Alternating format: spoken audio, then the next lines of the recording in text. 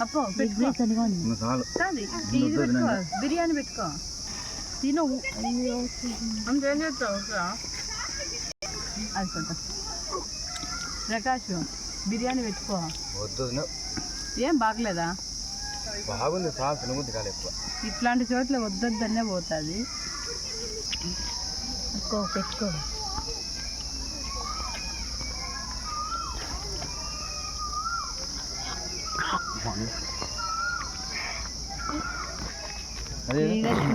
వాడు చూడు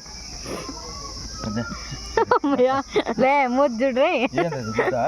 గుడ్